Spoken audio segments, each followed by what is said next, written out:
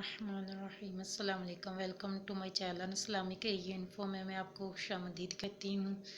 उम्मीद करती हूँ कि आप बिल्कुल ठीक ठाक होंगे। आज मैं मोतिया के पेशेंट के लिए बहुत ही प्यारा और नया वजीफ़ा लेकर आई हूँ। बहुत ही आसान है, कैसे करना है उसके लिए आप वीडियो को लास्ट तक देखें, तभी आपको समझ आएगी। उससे पहले कि मैं आप लोगों को वजीफ़ा बताऊं, आप लोगों से रिक्वेस्ट करूंगी कि मेरे चैनल इस्लामिक इन्फो को सब्सक्राइब करें, वीडियो को लाइक करें और साथ लगे घंटी के बटन को ज़रूर प्रेस कर दिया करें, ताकि आइंदा में बनने वाली वीडियो का नोटिफिकेशन बआसानी आप लोगों तक पहुंच सके। अगर आप मेरे पहले से व्यू हैं तो थैंक यू। और नेकी की बात आगे शेयर करना है, सदका जारिया है, क्या पता कोई और अमल करे और वो ठीक हो जाए और आपके लिए बहुत ही सवाब का काम बन जाए। तो जो मोतिया के पेशेंट हैं, काला मोतिया हो या सफ़ेद मोतिया, उसके लिए ये वजीफ़ा है। बहुत ही आसान है, एंड तक देखेंगे वीडियो को तभी आपको समझ आएगा।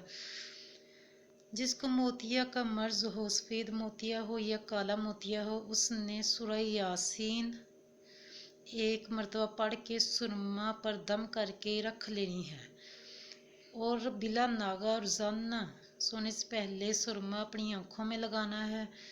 उससे इंशाल्लाह उसके मोतिये का मर्ज़ ठीक हो जाएगा।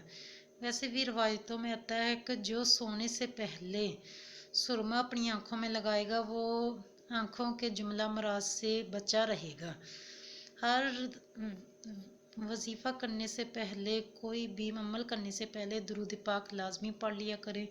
कोई सा भी दुरूद पाक पढ़ ले, ज़्यादा अफजल दुरूद इब्राहिमी है, वो पढ़ेंगे तो ज़्यादा अफजल है। लेकिन अगर आप कोई सा भी पढ़ लें, सल्लल्लाहु अला मुहम्मद या सल्लल्लाहु अलैका या रसूलल्लाह या जज़ल्लाहु अन्ना मुहम्मदन मा हुवा अहदु, कोई सा भी दुरूद पाक जो आपको इजी लगे वो दुरूद पाक पढ़ के सूरह यासीन पढ़ें।